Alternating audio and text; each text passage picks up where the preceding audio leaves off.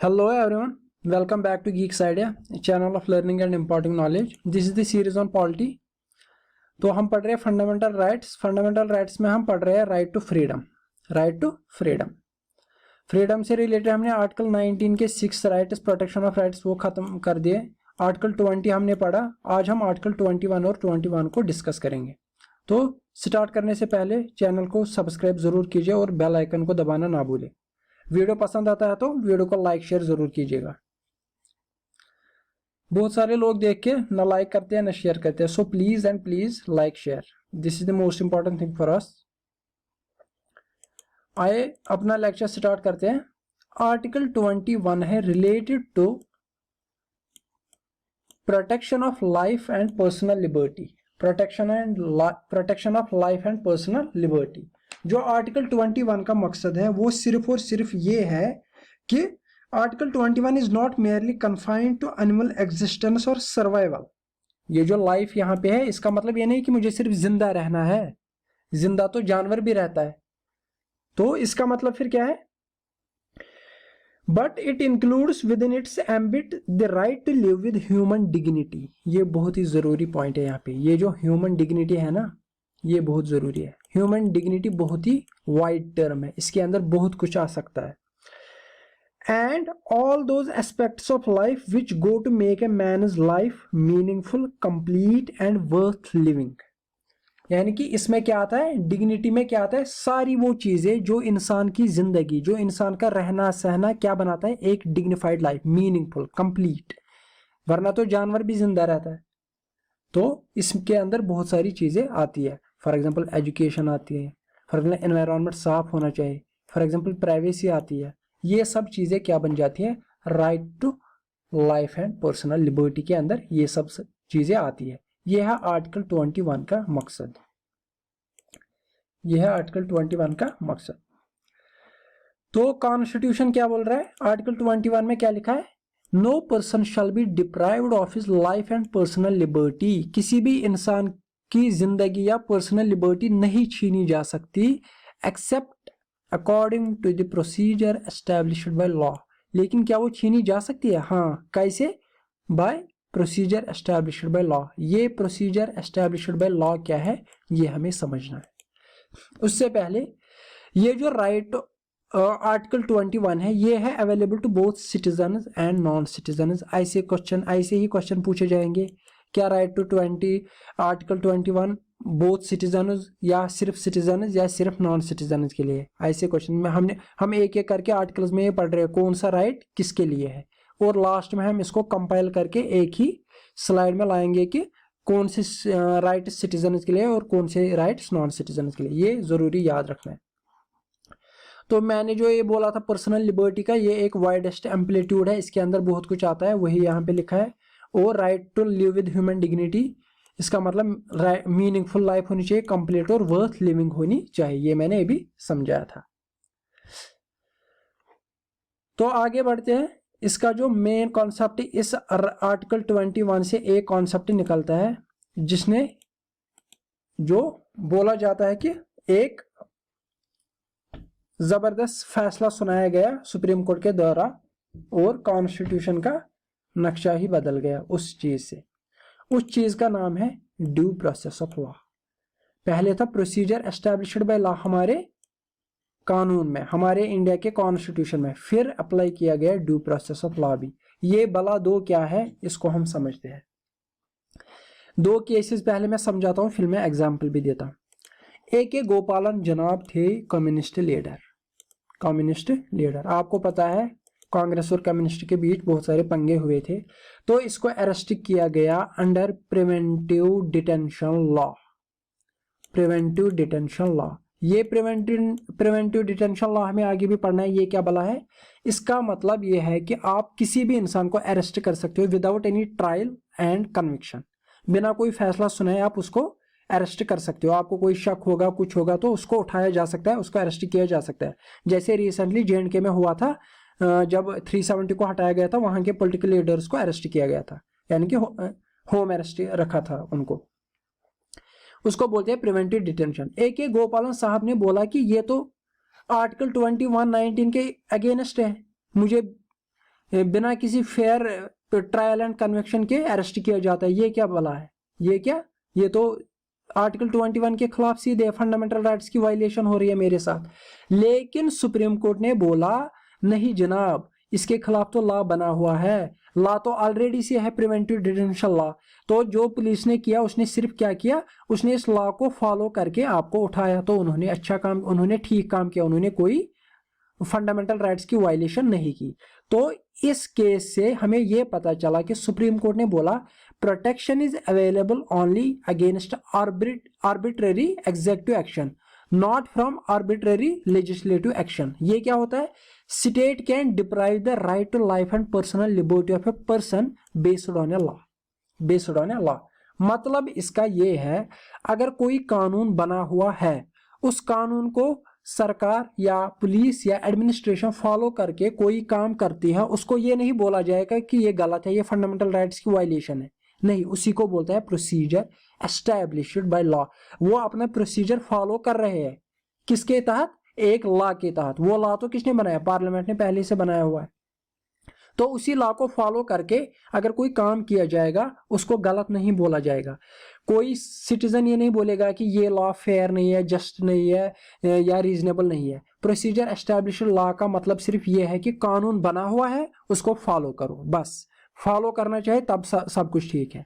यानी कि अगर कानून नहीं बना हुआ होता, अगर कानून नहीं बना हुआ होता और कोई काम किया जाएगा, तब जाके सिटीजन बोलेगा इसने मेरे साथ जबरदस्ती की, एक आर्बिट्रेरी एग्जीक्यूटिव एक्शन हो गई, बिना कोई कानून के मुझे अरेस्ट किया गया, कोई कानून भी नहीं था और मुझे अरेस्ट किया गया, तब जाके सिटीजन बोल सकता है। लेकिन जब कानून पहले से बना हुआ था तो उसको फॉलो करके पुलिस एडमिनिस्ट्रेशन वो स्टेप्स उठा सकती है बाय फॉलोइंग दैट लॉ। लेकिन ड्यू प्रोसेस ऑफ लॉ का मतलब क्या है? ड्यू प्रोसेस ऑफ लॉ का मतलब सिर्फ ये नहीं है कि लॉ है, लॉ लेकिन फेयर होना चाहिए, जस्ट होना चाहिए, रीजनेबल होना चाहिए। तो जो मैंने क्या गांधी केस में हुआ था, ये बीजेपी के खिलाफ कुछ बोला था 1978 में, 1978 में। तो इसका पासपोर्ट छीना गया था। इसने सुप्रीम कोर्ट को बोला कि ये तो right to life and personal liberty है, उधर इधर जाना, उसको कंट्री से बाहर जाना था और इसका पासपोर्ट छीना गया। तो तब जाके सुप्रीम कोर्ट ने बोला कि right of life and personal liberty can be deprived by a law provided the procedure prescribed by that law is fair, reasonable and just. अगर उस लॉ के तहत कोई प्रोसीजर है, लेकिन वो प्रोसीजर क्या होना चाहिए? वो होना चाहिए फेयर, रीजनेबल एंड जस्ट, इंसाफ होना चाहिए। ये नहीं कि कुछ भी बनाया जाए, पार्लियामेंट कल को कोई भी लॉ बनाएगी, इसका मतलब क्या है? ऐसा नहीं चलेगा। अब पहले AK गोपालन केस में बोला था कि पार्लियामेंट जो लॉ बनाएगी तो वो फॉलो किया जाएगा, उसके खिलाफ कोई नहीं बोलेगा कि गलती है, वो है, ये है। मनेका गांधी केस में बोला गया अगर अब कानून बनाया भी जाएगा, लेकिन वो कानून देखा जाए क्या ये फेयर है, क्या ये रीजनेबल है, क्या ये जस्ट है। तो अब सुप्रीम कोर्ट ने बोला कि article 20 is not only against arbitrary executive action but also against arbitrary legislative action. इसका मतलब लेजिस्लेचर कुछ भी नहीं बना सकती, उसको देखना होगा, उसको ध्यान में रखना होगा कि जो हम बना रहे हैं वो फेयर होना चाहिए, जस्ट होना चाहिए, रीजनेबल होना चाहिए। इसी को बोलते हैं ड्यू प्रोसेस ऑफ लॉ। ये फार्मूला सिंपली याद रखें, due process of law is equal to procedure established by law. एक तो कानून के तहत काम करना है, और जो काम करना होगा वो क्या होना चाहिए? वो होना चाहिए फेयर, जस्ट, रीजनेबल। सिंपल सी बात है। ये है due process of law and procedure established by law. मैं आपको एक एग्जांपल देता हूं। फॉर एग्जांपल, अगर एक कानून बनाया जाएगा कि अगर किसी इंसान ने ट्रैफिक सिग्नल तोड़ दी तो उसको 1 घंटे के अंदर रिपोर्ट करना है और अपना रीजन बताना है। 1 घंटे के अंदर रिपोर्ट करके बताना है कि मैंने क्यों ट्रैफिक सिग्नल तोड़ दी, वरना उसके खिलाफ कार्रवाई की जाएगी, उसका व्हीकल छीना जाएगा, उसका व्हीकल छीना जाएगा। लेकिन आप मुझे अब ये बताओ, अगर कोई इंसान किसी एक्सीडेंट पेशेंट को हॉस्पिटल ले जा रहा है, उसको लग रहा है कि ये मरने वाला है, तो वो बहुत जल्दी करके ट्रैफिक सिग्नल तोड़ के किसी इंसान को हॉस्पिटल ले जा रहा है, चाहे उसका अपना रिश्तेदार हो, दोस्त हो, जो भी हो। तो वो ट्रैफिक सिग्नल तोड़ के हॉस्पिटल उसको पहुंचा रहा है और उसी के तहत उसने ट्रैफिक सिग्नल भी तोड़ दी। अब उसको हॉस्पिटल में काम करना है, उसको एडमिट करना है, उसको बहुत सारे काम है, या 1 दिन भी लग सकता है उसको, तो वो वहां पे नहीं पहुंच जाता। कहाँ पे? वो रिपोर्टिंग नहीं देने जा पाता, उसको टाइम ही नहीं मिलता क्योंकि हॉस्पिटल में बिजी रहता है उसको एडमिट करने में, तो वो 1 घंटे के अंदर अथॉरिटीज को रिपोर्टिंग नहीं दे पाता, तो क्या उसको ये उसका व्हीकल छीना जाएगा? इसी को बोलते हैं लॉ। जो हमने तो लॉ बनाया था, उसके अंदर जो प्रोसीजर एस्टेब्लिश करना है, क्या वो फेयर है, क्या वो जस्ट है, क्या वो रीजनेबल है? ये तो रीजनेबल ही नहीं है। 1 घंटे के अंदर कभी ये भी हो सकता है कोई प्रॉब्लम होगी तो नहीं पहुंच जाएगा बंदा। इसी को बोलते हैं फेयर, जस्ट और रीजनेबल। प्रोसीजर लॉ तो बनाया, ठीक है, लॉ तो ठीक है, प्रॉब्लम कोई नहीं है, लेकिन जो आपने इसमें प्रोसीजर एस्टेब्लिश किया 1 घंटे के अंदर रिपोर्टिंग करना, क्या ये फेयर, जस्ट, रीजनेबल है? नहीं है। इसी को बोलते हैं ड्यू प्रोसेस ऑफ लॉ। एक तो प्रोसीजर एस्टेब्लिश, एक तो पहले कानून होना चाहिए, उसके तहत काम करना है, बिना किसी कानून के कोई भी काम नहीं किया जा सकता। यह है प्रोसीजर एस्टेब्लिश्ड बाय लॉ। उसके बाद जो वो कानून बनाया जाएगा, जो उसके तहत प्रोसीजर होगा, वो क्या होना चाहिए? Fair, just, reasonable. होप आपको ये समझ आया होगा। तो अब देखते हैं जो ये right to life and liberty है, ये क्या है? यानी कि राइट टू लाइवलीहुड इसके अंदर आता है। विद टाइम इसके अंदर एक एक चीजें सुप्रीम कोर्ट ऐड किया जाता है, क्योंकि ये एक वाइड टर्म है। एट अ टाइम हम सब कुछ नहीं, दुनिया बदलती है। एक जमाने में मोबाइल फोन या टेलीकम्युनिकेशन का ये तो कॉन्सेप्ट ही नहीं था, अब इसके तहत भी प्राइवेसी आ गई, राइट टू प्राइवेसी भी अब इसके अंडर आ गया।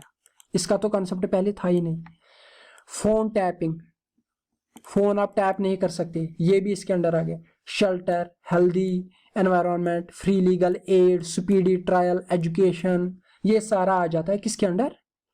आर्टिकल 21 के अंदर।